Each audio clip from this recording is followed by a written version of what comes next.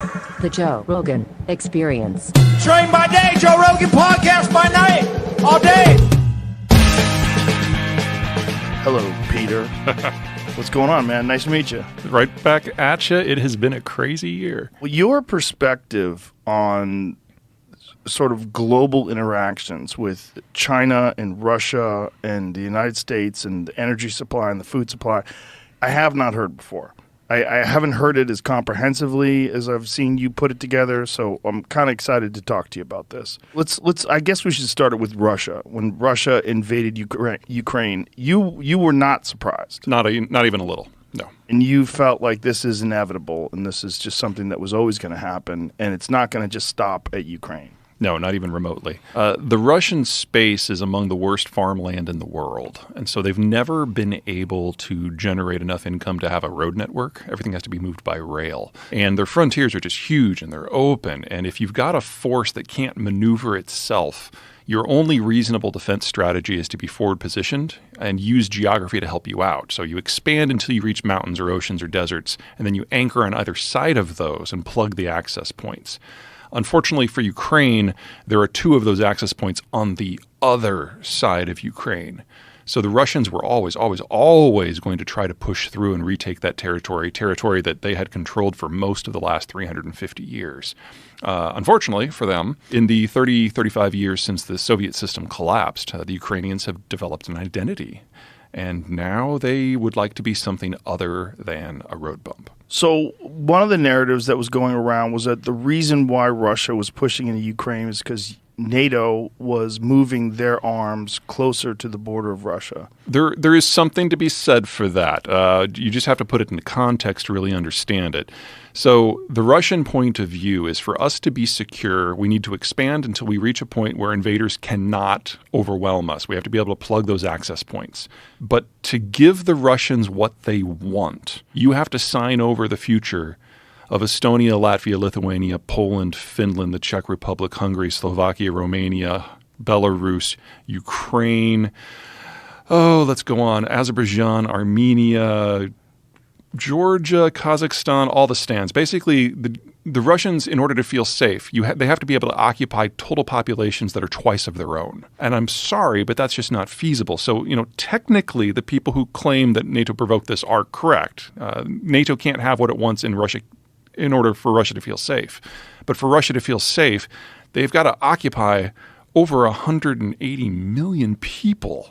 And that was never part of the game. So what do you think they anticipated was going to happen when they started the war? Ukraine's still a flat country, and the Russians are still one of the largest militaries in the world. And when you look at it going forward, if people didn't anticipate that the Ukrainians were going to be able to fight back as well as they have, and then you look at it going forward, like, where does this go? Well, there's two paths here. And the problem is we haven't seen either side fight in their full glory yet. And until we have that fight, we really can't judge. In their full glory, like meaning? Well, the Ukrainians are the underdog, but they're in the process of rapidly arming with more and more sophisticated equipment.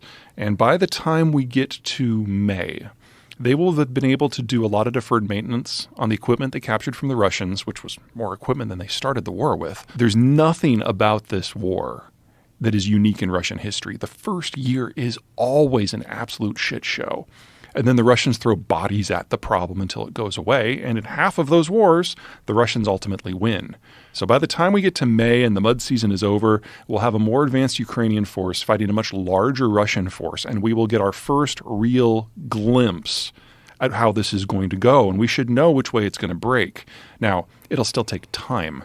Because if the Russians are going to win, it's going to take them a year to overwhelm Ukrainian defenses. And then they have to occupy the country. And that's going to kill a couple million people. Or the Russians are going to be able to completely break the logistical supply chains that allow the Russian troops to even exist, and we'll have 500,000 dead Russians, and the Ukrainians will be able to push the Russians out of Crimea in the east. And then we get to talk about the next stage, because this is just the opening phase of what is going to be a multi-year and perhaps even multi-decade conflict. Jesus. Yeah. How do you think it goes? When the Russians made it clear that they were going to do a second mobilization, that seemed to have broken the logjam in a lot of countries, most notably Germany. And we now have armored vehicles up to and including some light battle tanks, the Bradleys from the United States specifically. So every time the Ukrainians have achieved a tactical breakthrough, they can only push as far as their infantry can run. Now their infantry is going to be mobile. And in a war of movement to this point, the Russians have proven that they're absolutely incompetent. And why is that? Part of it's graft. The guy who is the defense minister, Shoigu, he's arguably one of the least competent people on the planet, but he's a friend of Putin, and so he's been able to milk the Defense Department for everything. Best guess is that he has taken a third of the budget himself for procurement, and his flunkies have taken another third, so very little gets to the military itself. So it's corruption. Huge corruption. When you're using a force that can only supply by rail, you're completely dependent upon trucks for local distribution, and that's why the Ukrainians went after the trucks with the all the javelins that they got early in the war. They didn't really go after tanks. They went after the trucks, and they've destroyed roughly 2,000, maybe 2,500 of them, and that has reduced the Russian military to going back to Russia, confiscating city buses and literally Scooby-Doo vans, and bringing them back to the front. And think of a Scooby-Doo van. Now fill it full of artillery shells. Every time you hit a bump, and that is their primary ammo supply system now. Because the rail system into Crimea got blown up, the Kerch Bridge, and what's going into the east is all under artillery range, so they have to use truck, and they're just not very good at it. There may have been a case last year for nuking Poland and Berlin and Stockholm in order to disrupt the weapons flows into Ukraine. But after the battles of Izium and Kherson, the Ukrainians have more Russian gear now than they know what to do with. It's going to take them months to bring that all online. There's a lot of deferred maintenance that needs to be done. And so disrupting the weapons flows no longer is a critical issue because the weapons are already there.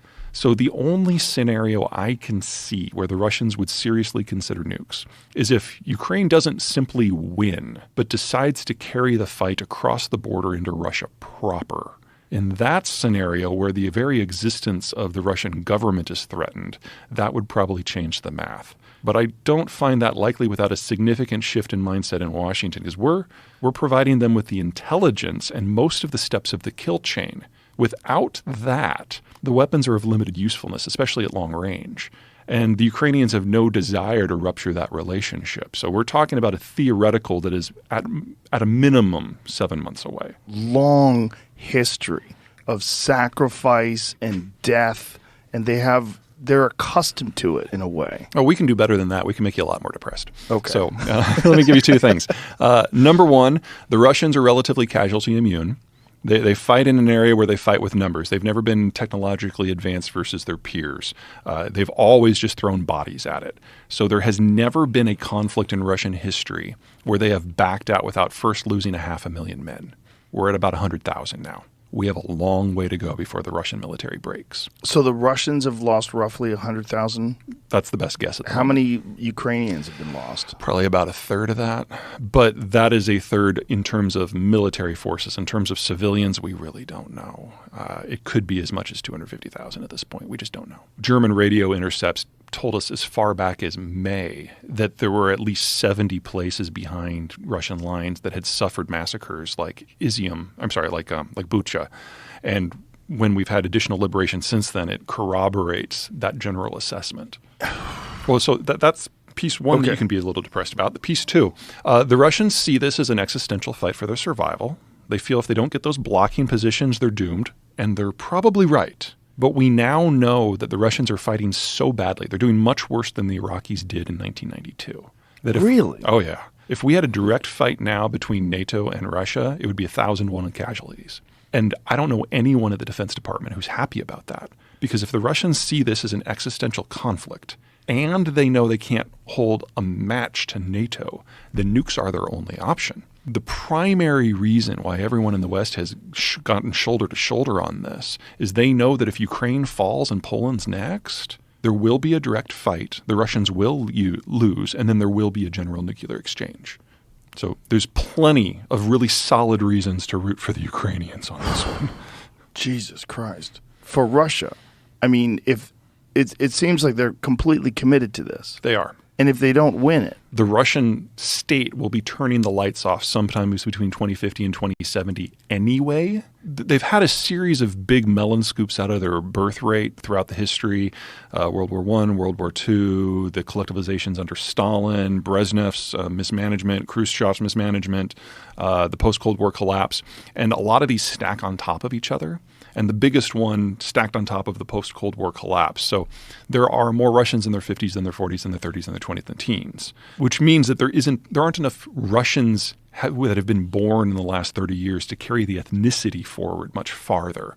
And so they're thinking if they can forward position their military and plug those gaps now with their last generation of young people. Have they really thought about this in that term? Yeah, this one way or another, this is the end of Russia.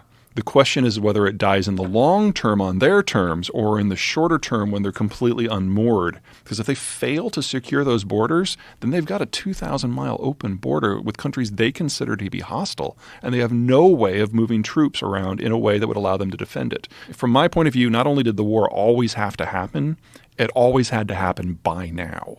Jesus. Now, is this just because of the nature of a dictatorship that's run by someone like Putin, that it's just completely mismanaged because he's just dominated the power structure and made sure that everybody falls in line with his ideology and his reign? Like, what caused all this to be so poorly managed? Well, Russia has always been poorly managed and authoritarian.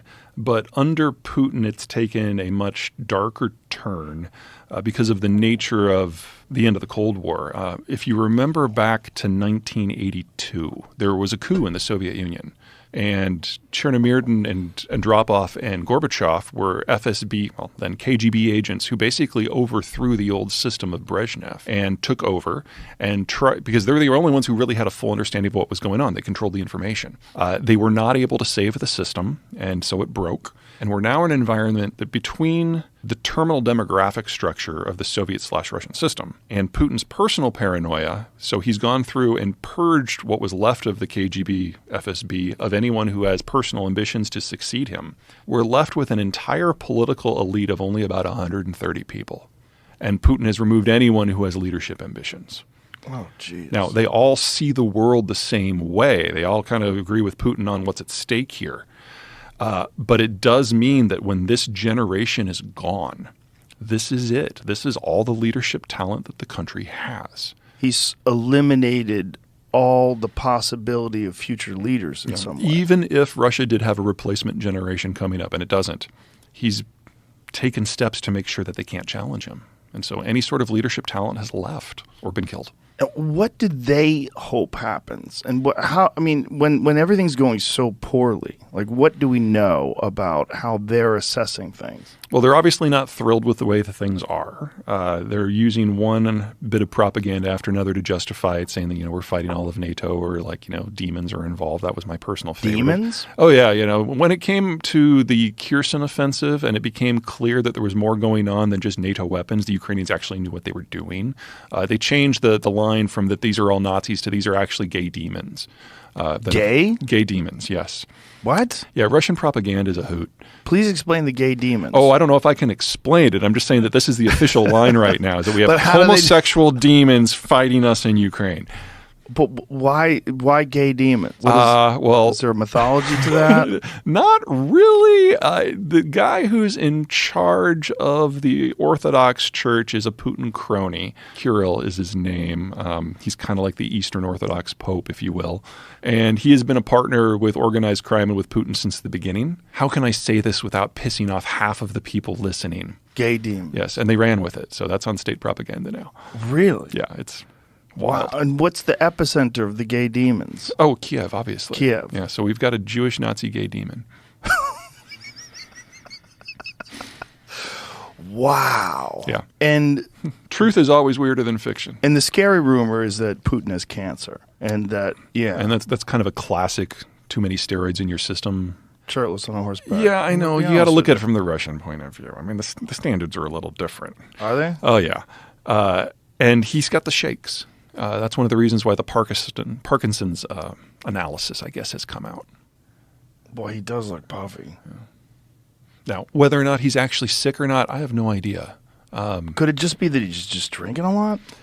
Technically, he says he's a teetotaler, which is pretty rare in Russian society. But he's still alive, and a lot of Russians make it to his age, How old is he now? mid-60s.